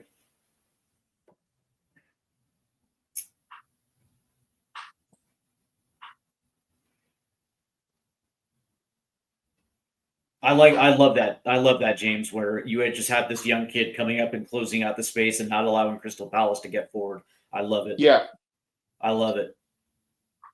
Yeah, absolutely. I mean, it's that, and that's what I think a lot of the youngsters have done for us this season. What's Kinski? Oh, what's Kinski doing? He almost lost it right there. Yeah, I'm kind of seeing this at the minute. Oh, okay. Well, I'll give you a description right there. It was a nice ball forward again for Munoz, and Kinski makes a touch, and then Munoz, as that ball is moving out to the right side, all of a sudden Kinski comes out and just essentially wipes Kinski off the ball. Thankfully, the ref was there to blow the whistle as a foul, but good Lord, man. Good Lord. As we are in the 63rd minute here, as James is trying to get his stream back up, as Kinski will boot this ball forward. And there's Chris Richards to head it forward. Ben Davis. And now that's going to drop down. And there's going to be a whistle on Ben Davis right there. Like to welcome VR Game On Pont. Good to see you, bud. Make sure you hit the like and subscribe buttons. And that goes for all 934 of you guys in the chat today. Go ahead and hit that like and subscribe button. The more likes that this channel get, the algorithm will put this video in front of everybody, which is vastly important. But we are in a race to 5K subscribers, so make sure you hit that sub, because we're going to be doing a lot of members only stuff, especially as we get into the summer transfer window. So you're going to want to be a part of that. So make sure you hit that sub, and make sure your memberships are on point. Is there going to be a free? Is there going to be a free kick here? And it's going to be Crystal Palace. And I think it's going to be what? Eze. There's that ball in. That's whipped in. That's going to be headed around. Nice play by Jed Spence to kick that out. Yeah, he seems to have got a little bit better in this second half, to be fair, as Jed. So I give him his dues on that one. He's working. He's working. Well, now that Crystal Palace has got that second goal, it looks like they're kind of laying off that forward pressure. Looks like Spurs have been a little bit more on the ball. So they're, as far as Jed Spence is concerned, there's he's had the wherewithal to track back a little bit and put himself in better positions. But here's the corner from Crystal. Ball whipped in. Nice defense against Chris Richards from Papsar right there. Yeah. Did you get your stream back? Yeah. I've got it. I'm back up, and I seem to be about level with you on time as well. Yeah, I'm in the 65-40 right now. So yeah. Tiny Danso doing well there, just to shield that ball out. obviously, to be honest, I'm not fussed. Really disappointed in a loss, but overall, we knew the players' minds wouldn't really care about this league, unfortunately. But JJ's right; we could be 2-0 down to West Ham with more. Yeah, I mean, look, I don't want to. I don't want to think bad of these players to think that their mind's not in it because everyone's focused on the final. You can, we can be happy and we could have celebrated the last couple of days as we have, but we still had the task in front of us, which was Crystal Palace. So I'd like to think that these players' heads were in the game. There's a shot on net yeah, that goes wide. Like I don't want to think that these players just are like this was just a friendly. You know what I mean? I was hoping that these players would not treat it like a friendly. That's all I'm trying to say. yeah. I mean, Crystal Palace have clearly they've developed the idea of okay, we win this, we build some momentum going into the FA Cup match. Yep. And all credit to them. All credit to them. They've played well, but it's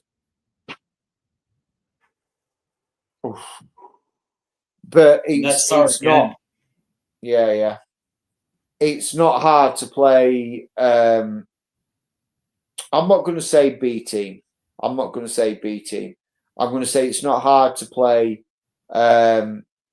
Not hard to play and outplay a team that's basically been completely changed to what is not the starting 11. It's the pretty much the entire squad that's been changed. So it's not difficult it's not difficult to look good in that respect. Oh, Kinski, Jesus Christ! The crazy thing is that now granted this is all the first team, 100% it is. These are first team players, but just because you're technically not a part of the starting 11 doesn't mean that the technical ability drops off. It should and again I said it, you and I said it, there was still enough quality on this pitch to give Crystal Palace a game. Yeah, I agree, JJ, with what you're saying there. I agree what JJ's saying just there. He's saying that no, they are 100% trying. It's just a B team, but never plays together. Has come up against a full Premier League A team. Repeat myself, but no need to overanalyze and make conclusions. No, I agree. There's not. It's one of them games where we hoped for something better.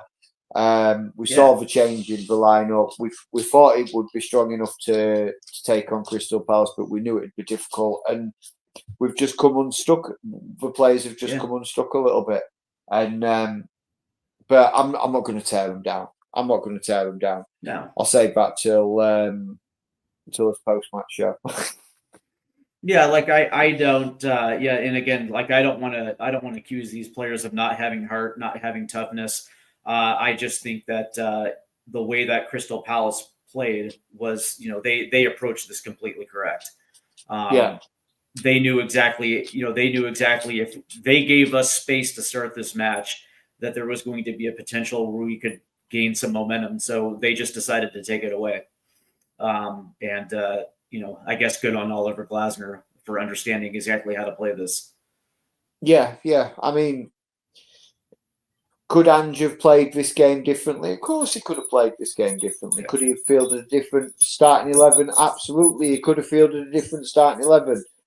But to then what cost? Because we fielded... Oh, nice ball forward. Here comes Sonny. Oh, that ball gets deflected. That's unfortunate. Nice pass right there to lead Sonny onto the ball. It looks like Sonny actually was able to turn right there, but good defense there by Palace to take away the angle. And that was a nice little through ball right there. And it looked like Sonny was onside too. He was able to get on it. And what was that? Who was that? Gahey right there? Yeah. Matt Gahey. No, it was LaCroix.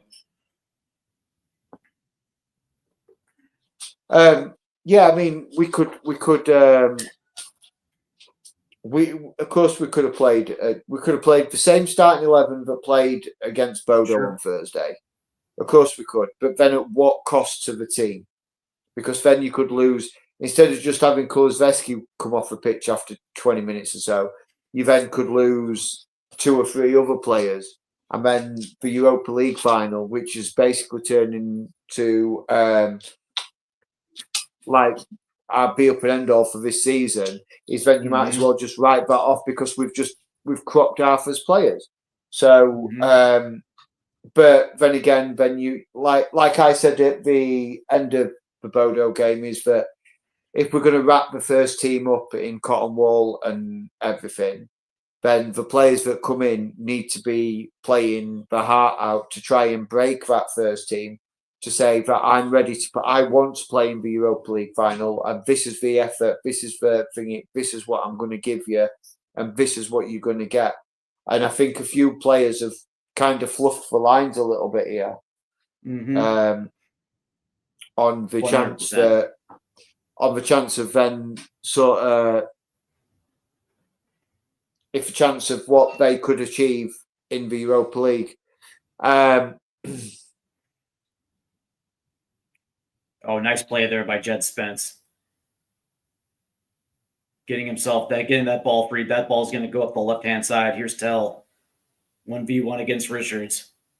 Nice ball in. Oh, nice touch. There's Odebear. That shot is blocked. Here's Archie Gray. Hapsar. Here's Wilson. Is that Odebear? Yeah, Odebear down the right side, trying to get a cross in, and it's straight to the keeper. Good. Another opportunity there on the attack. Ben Chilwell. Yeah. They're, in this second half, they've had looks. But again, Palace's back line has done a very good job of getting in front of it and trying to block. But I will say that, as far as the attack goes, Spurs have been a little bit better here in the second half. Yeah. And there's a free kick right there. It's going to go against Hughes.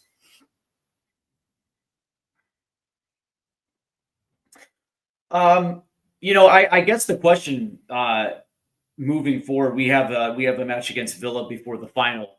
I would probably assume you're going to see more rotation, but I think we're probably going to see more of those, first team starting 11 players against Villa. Maybe not the entire starting 11, but I would probably assume this is where we're probably going to see Udogie, Romero, and Van de Ven. Potentially Pedro Porro will sit because he played today. Yeah, I think what you'll find against Aston Villa is that the starting 11 players that play will more than likely be sort of subbed out. That's good balling by Sonny. Oh, and it's just over for a corner. Good defense there by Gahey. Yeah. I think we'll see. You're going to see like Solanke or Richarlison will probably play in that for a good first half, maybe 50 minutes, something like that, before those guys get rotated out. Just an opportunity for them to get a little sharpness, or to keep their sharpness ahead of the final. I would expect that 100%. And that's the thing. It's I went back to what you were saying about using this opportunity to wrap some of these guys up in cotton. We'll give them a breather, considering they played their hearts out on Thursday. But yeah, still though, the level in which we played just got negated. I mean, that's the thing. It's like, are these first team players not good enough to play at this level? I don't like to believe that. I just think that Crystal Palace had the right game plan. Yeah. That's what I just truly believe. Yeah, I mean, and to be fair, Crystal Palace have executed this game with surgical precision. They came into it and knew exactly what, and that's just a sloppy pass. Yeah. Crystal Palace knew what they needed to do, and they did it. And they kept us on our back foot. Yeah, absolutely. I'm just reading. Sorry, I'm just reading the chat. Yeah, Yeah. stop me. And you can't, but you can call out individual performances because there were bad performances. Like you can't, you have to call a spade, right? Jet Spence had a terrible first half. Papstar had a pretty terrible first half. But once, once we got into the second half and they scored their second goal, they kind of took their foot off the gas, which is why we're actually starting to see numbers come forward for Spurs. But, that's they pretty much know that the game's over with, really. And if they wanted to, they could turn the screw even more on us, to be fair. And but yeah, it just wasn't good enough in that first half. We allowed them too much time, too much space to play, and it goes back to what I said before the whistle and before kickoff is what I didn't want to see is Spurs playing Crystal Palace football. Crystal Palace should be playing Spurs football. And what ended up happening is we chased and we were playing Crystal Palace football. We were chasing. We were second best. Ghosts. Yeah, essentially chasing ghosts. Exactly. Yeah. So it looks like Crystal Palace will make a change here, and it looks like Sarr is going to be coming off. Yeah. For Palace, and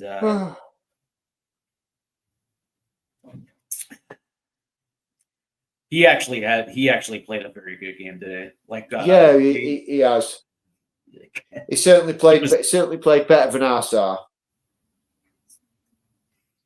And it looks like what SA is coming on. Yeah, SA. Yeah, and again, all credit to Crystal Palace in this one. They played the game that they wanted to play, and you were hoping for a little bit, more push from them in the first half, but unfortunately, when Crystal Palace literally put this team under constant pressure, they just couldn't adapt. It happens. Yeah. It happens. Unfortunately, there's a ball to the back post, head on it, and it gets over. Okay, so just nods it over. Jazz Fusion says these guys checked out the league once relegation was avoided. I don't know about that because last week against West Ham, they sure didn't play like a team that had checked out.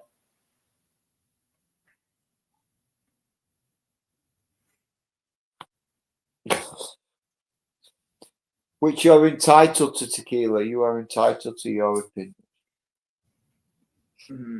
Yeah, for sure. I like the Karate Kid quote though. Yeah. Respect, make good fight. Yeah. I don't think it's bad management to make all these changes against Crystal Palace.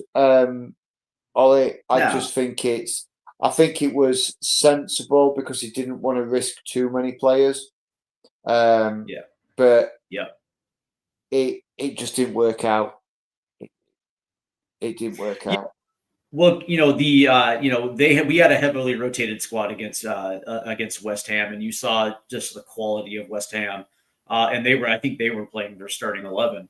And we played them tough pretty much for 90. And then you look at the quality of Crystal Palace's first team. It's just night and day different. So you know that these players are capable of putting in a good performance. You just know it. I just think it was tactically Crystal Palace just understood the assignment, and that's kind of where I'm gonna fall on. They just have better players than West Ham.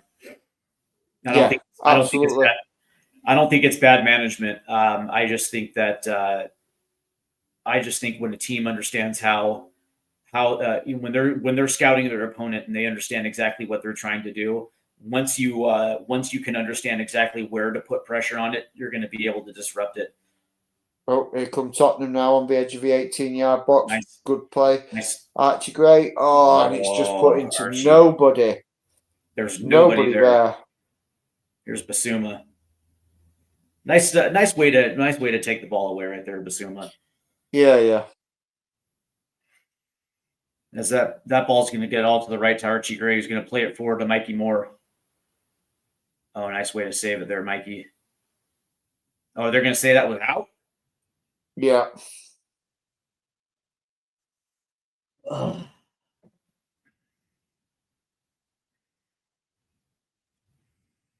So DJ Samuel says that we're only concentrating on the final. So we're just going to bypass Austin Villa as well too. Yeah, I don't. Yeah, and again, conversations going on about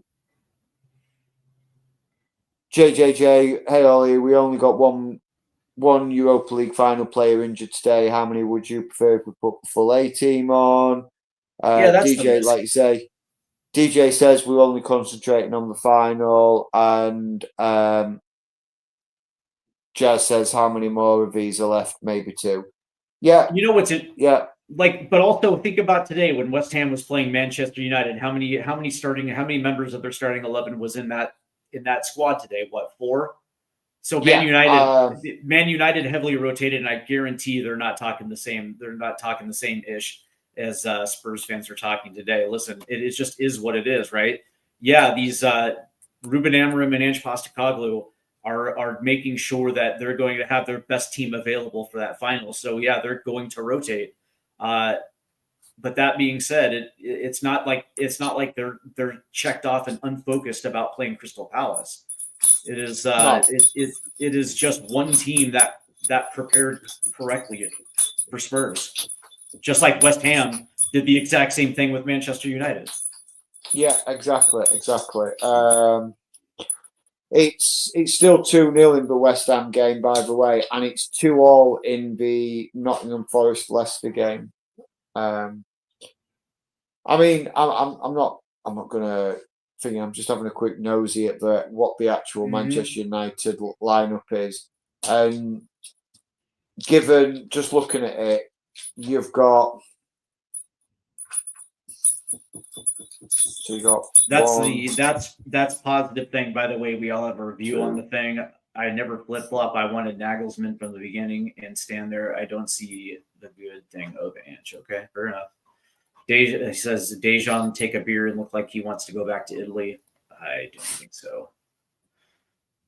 Yeah. So Manchester United have fielded what I would say. Looking at it, I would say they've fielded four first team players that would potentially play in the Europa League final, and they've lost Euro to injury. Yeah.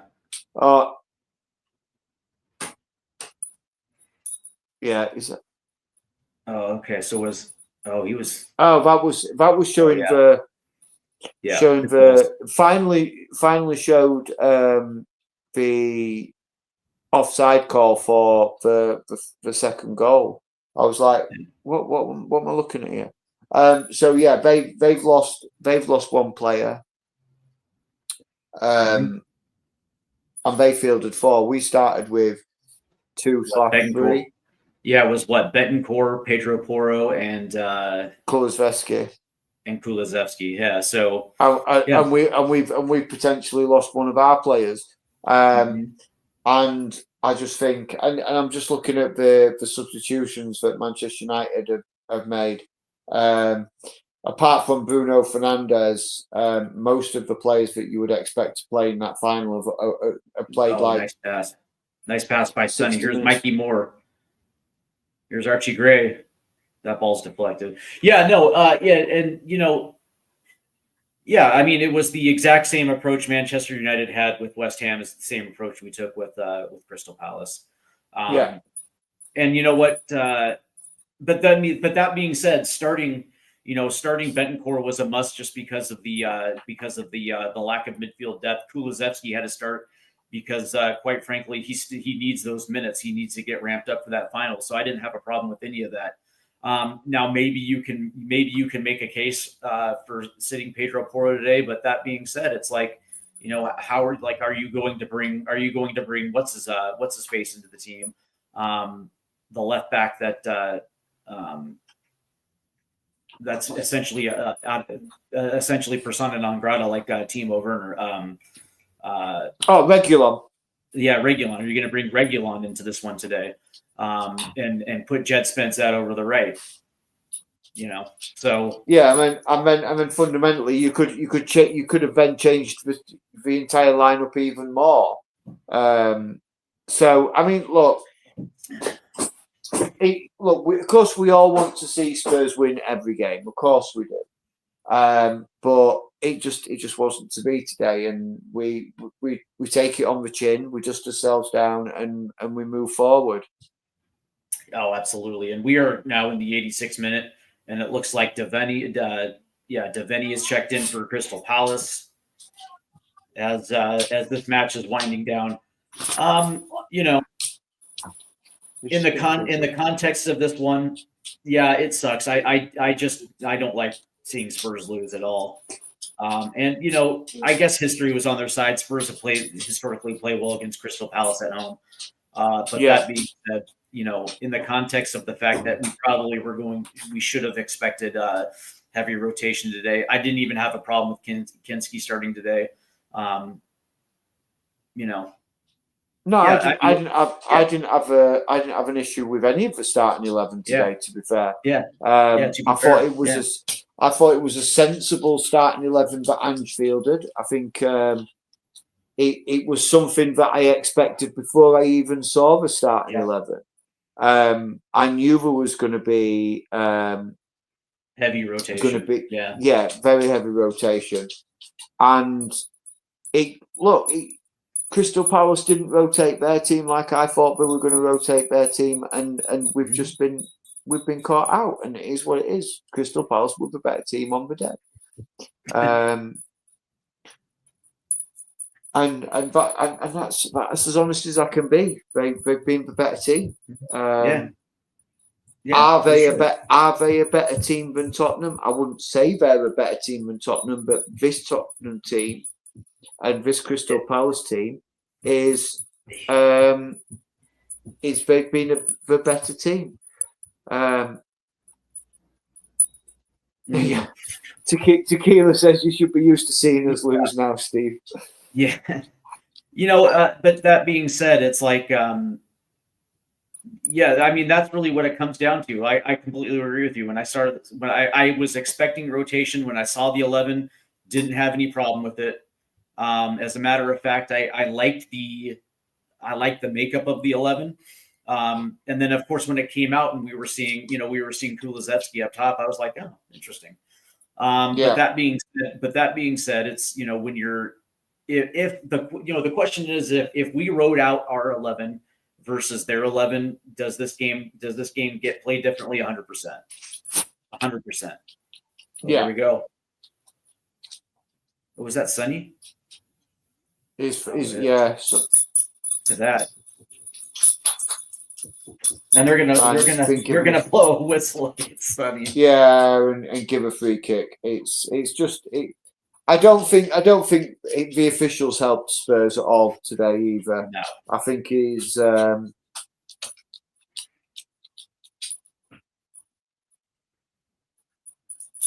trying to figure out where I don't see where the free kick is there. Yeah, I was going to say the exact same thing. Yeah, I just look at this. I just look at this match as something that I was expecting, and I give Crystal Palace all the credit in the world. They knew exactly how to play this match today, and again, in the context of the fact that we were rotating for the right reasons and giving certain members of our 11 even more opportunity to get up to fitness. I didn't have a problem with it.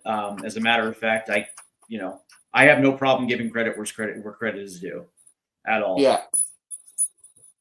It would have been nice if we had we put a goal on the board, but it just weren't to be today. That's the thing. Is like I mean, it doesn't change my opinion on anything. It doesn't change my opinion. Match fitness, a B-side team, and poor reffing has been a huge issue for Spurs today. Also, Crystal Palace's first half pressure. Yeah, but I think Boris is right in saying that. Is yes, that some of these players have not been playing week in, week out, and it has been a bit of a stop-start season for some of them. So they're not going to be up to match fitness. They're not going to have the great understanding that they have of playing week in, week out with every other team. And I do think that the referees have been particularly poor. I mean, just while Steve, 1,010 people watching the stream today. Absolutely amazing numbers. Really pleased. Please like and subscribe.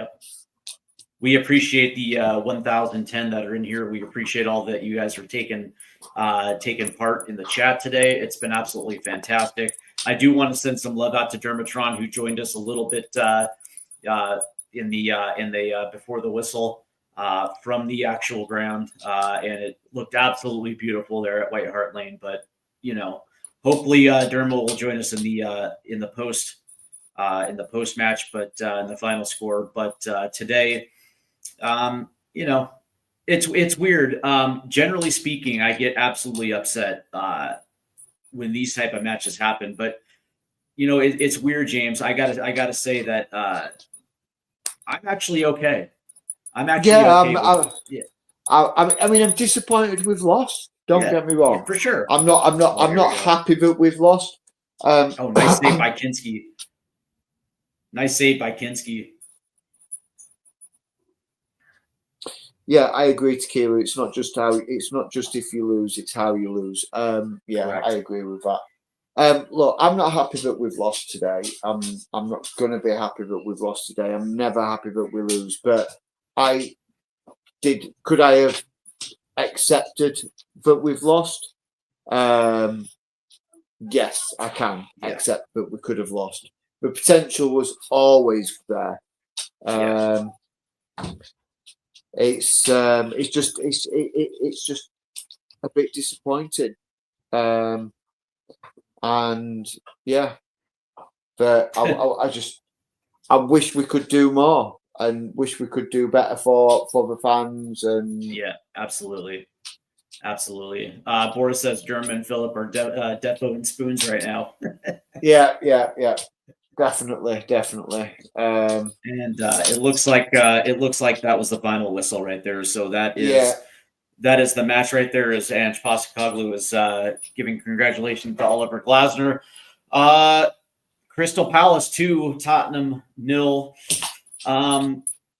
You know what? And again, we've been talking about this over the course of the last 10 minutes. This is a match for me that I think what was it Tequila who said it's not if you lose, it's how you lose.